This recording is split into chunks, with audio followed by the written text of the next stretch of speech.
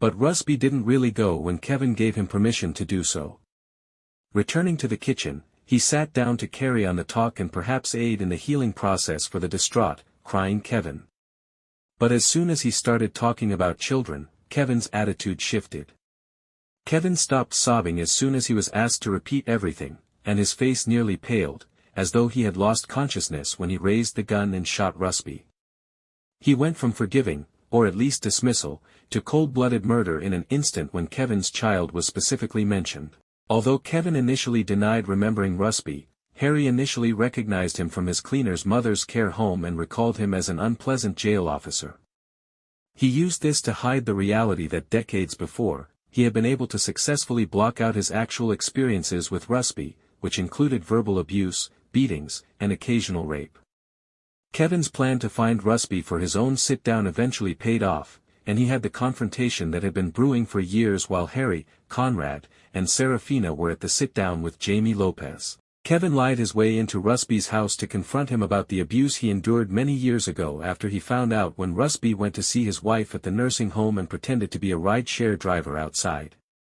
The cheerful older man claimed to have had a spiritual epiphany after blocking out the majority of his time as a prison guard and had no recollection of Kevin.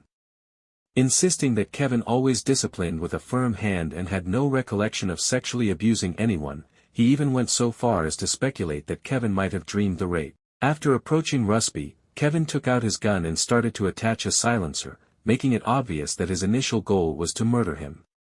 Instead of shooting him, though, he sobbed and urged Rusby to just leave him alone.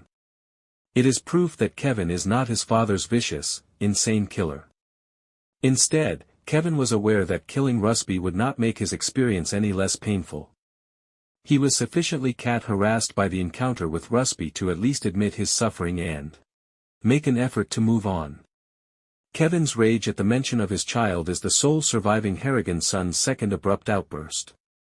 When his mother suggested that Kevin or his other brother could take over the Harrigan crime empire's leadership in episode 8 of MobLand, he reacted similarly. Even though he was interrupted soon after, the reaction was evident. That mention alone was enough to make him instantly hurl a terrible curse at his mother. There is further evidence that Kevin's presumed son Eddie Harrigan is actually Conrad's illegitimate kid with Bella, as Rusby's reference to Kevin's child similarly elicited an angry reaction. Bella's private pursuit of Harry supports the theory that Kevin may have married her merely to conceal Eddie's true parentage, given we already know that Conrad was associated with a much younger Bella before her marriage to Kevin.